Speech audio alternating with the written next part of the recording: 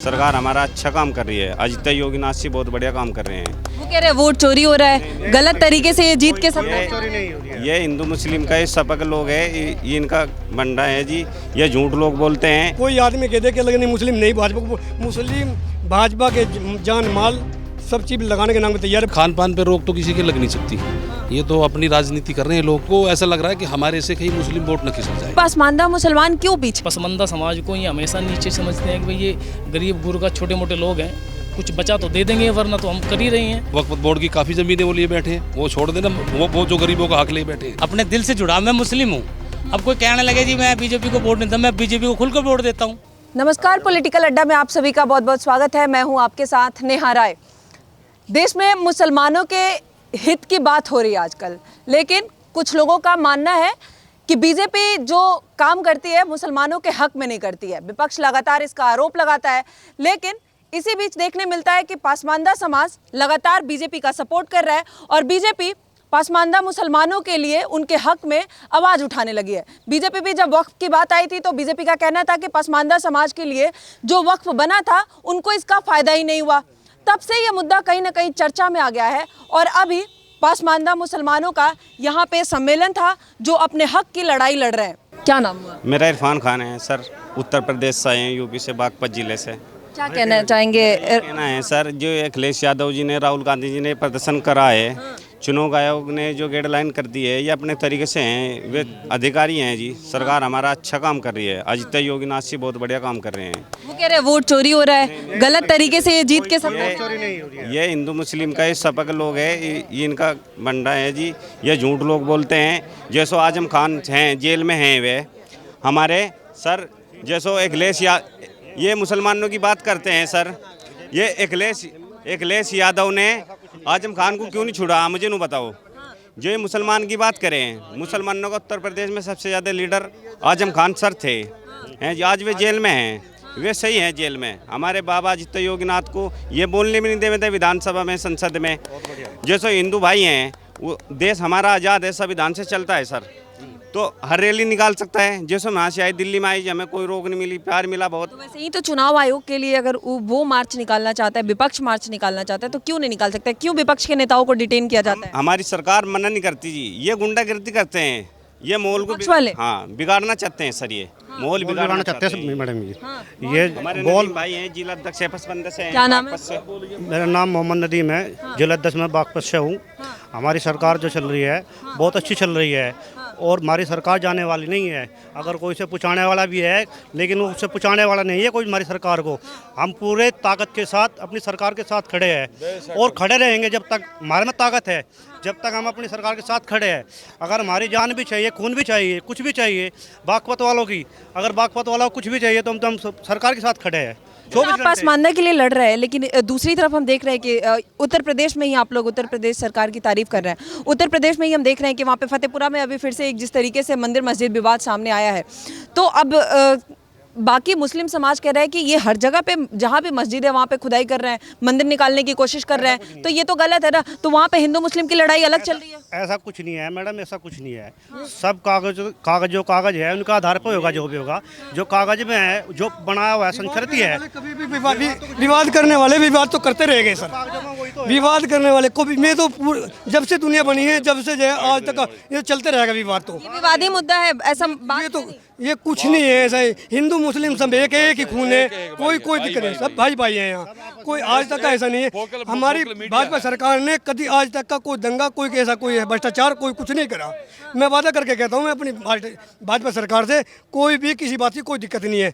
चोर जो है चोरी बराबर करता रहेगा। लेकिन विपक्ष तो सरकार पे आरोप लगा रहे हैं चोरी का, वोट चोरी का, कि चोरी के तरीके से वोटिंग करा के और आप सत्ता में हो। विपक्ष तो जो है पूरी जिंदगी विपक्ष का काम यही है।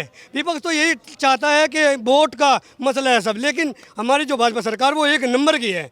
उससे हम चाहते हैं, हम अपने भाजपा से अपने भाव और वजन देने के नाम का तैयार हैं। पसमानदा का मतलब है जो जितनी छोटी बिरादरी है, जितनी छोटी बिरादरी मुस्लिम, ये इस भाजपा सरकार को वोट देती हैं। आज कोई आदमी कह दे कि लगने मुस्लिम नहीं भाजपा, मुस्लिम भाजपा के जान माल सब चीज़ लगाने के नाम पे तैयार है। भाजपा सरकार जिम नाच दे रहा है, मकान दे रहा है, पैसा दे रहा है, सब चीज़ दे रहा है, तो भाजपा को वोट कैसे नहीं देगा मुस्लिम? लेकिन विपक्ष कह रहा है कि वोटर लिस्ट से उनका नाम भी कट रहा है। देखो जी, वो तो जो है अपने काम को, अपने कार्यकर्ताओं को विपक्ष तो कहता रहेगा। विपक्ष तो जब से ये वोटिंग चलता रहेगा, विपक्ष तो कहता ही रहेगा सर। सर क्या नाम हुआ? मेरा नाम हाजी दरीश है। सर क्या कहना चाहेंगे? अभी हम पसमानदा के लिए आप लड़ाई लड़ रहे हैं, लेकिन जिस तरीके से देश में हिंदू मुस्लिम का अभी भी वो विवाद चल रहा है, अभी फतेहपुरा में जिस तरीके से मंदिर मस्जिद की बात हो रही है, अभी 15 अगस्त को बुचरखाने बंद करने की कुछ नगर निगम बात कर रही है, तो उस पर भी ओवैसी जी कह रहे हैं कि क्यों, मतलब आप क्या चाहते हैं? देश में किस तरीके से काम हो रहा है? सरकार सिर्फ हिंदू मुस्लिम नफरती जो राजनीति है वही कर रही है।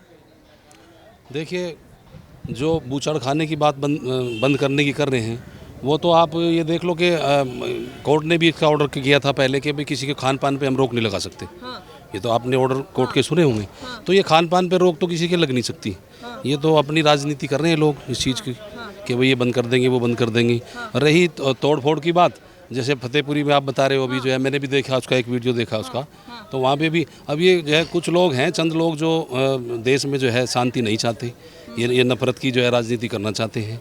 क्या मानते हो? फतेहपुरा जो हिंदू संगठन कह रहा है कि ये मंदिर था, इसको मस्जिद का आकार दे दिया गया है, मुस्लिम पक्ष कह रहा है कि नहीं, ये पहले से ये मस्जिद था। देखो, ये तो मोहन भागवत जी ने भी एक बात कही थी कि हर जगह मंदिर मत ढूंढो, देश का माहौल मत बिगाड़ो।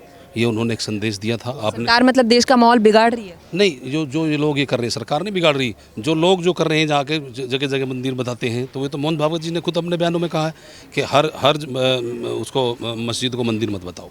अच्छा, अभी ये चुनाव आयोग पे जिस तरीके से विपक्ष आरोप लगा रहा है, वोट चोरी का इल्ज़ाम लगा रहा है और कह रहा है कि ये सरकार वोट चोरी के जरिए ही सत्ता में है, कुर्सी पे है, हर जगह जगह पे वोट चोरी हो रहा है। अभी बिहार में 65 लाख लोगों का वोटर लिस्ट से नाम कट गया, तो सरकार गलत तरीके से काम कर रही है। और अभी जिस तरीके से मार्च भी निकाला विपक्ष, आपने देखा होगा, कैसे देखते हैं?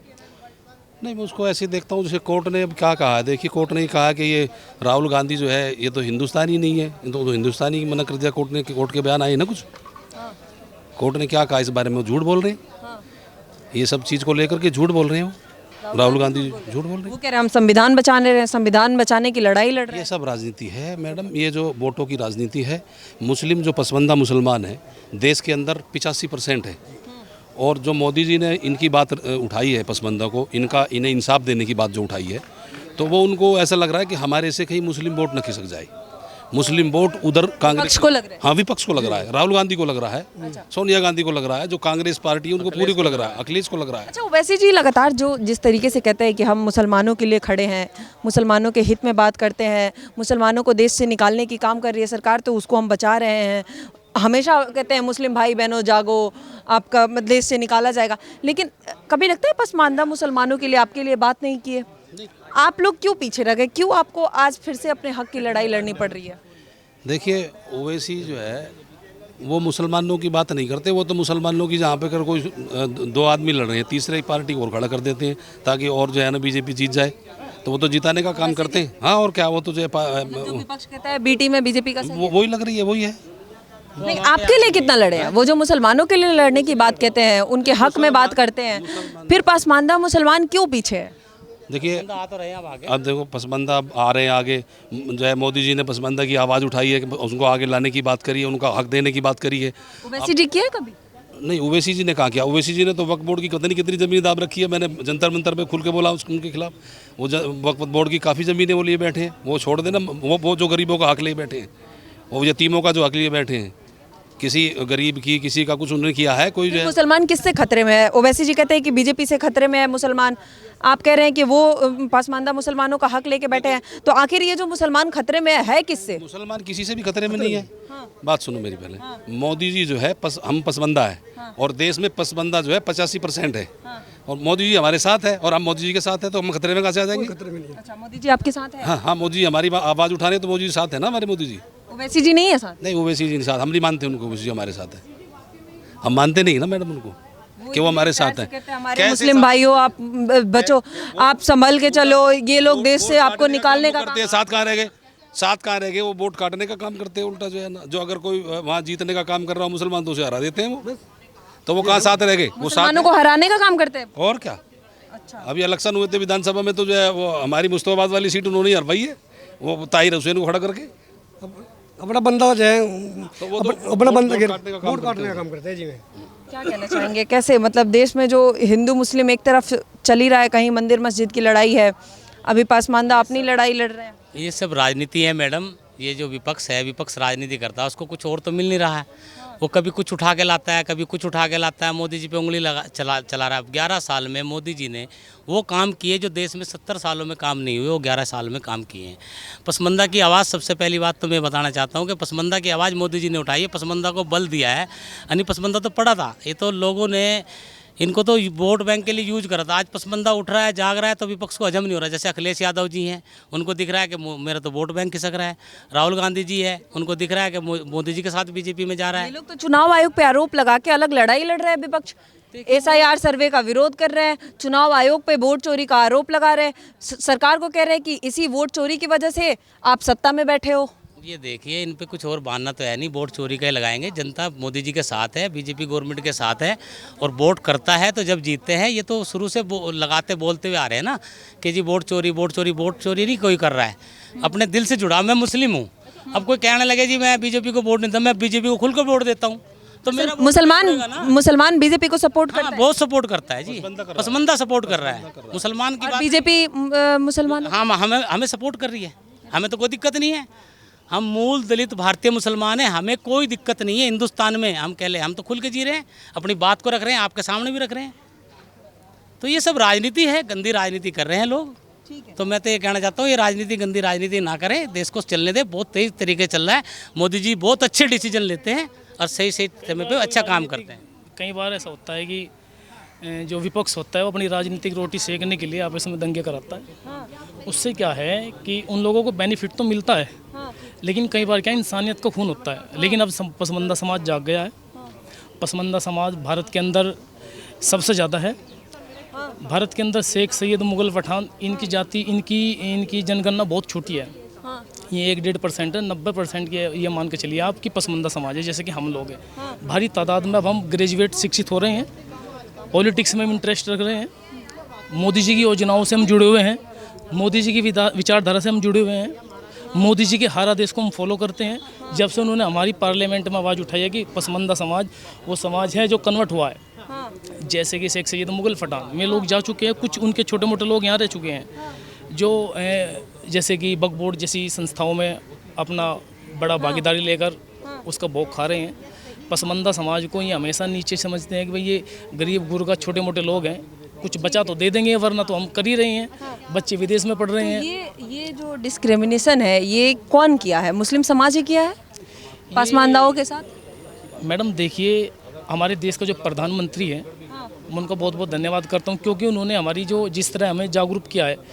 जैसे कि हम कन्वर्ट हुए थे, जब से हम कन्वर्ट हुए हैं तो जो वक्फ बोर्ड जो संस्था है उसका एक हक था, उसका एक राइट था कि भाई जो समाज कन्वर्ट हुआ है इसको ग्रेजुएट करने के लिए, इनके लिए मेडिकल कॉलेज, इनके लिए शिक्षा के प्रावधान, स्वास्थ्य के प्रावधान, रोजगार के प्रावधान मुहैया कराए। लेकिन उसने ऐसा नहीं किया।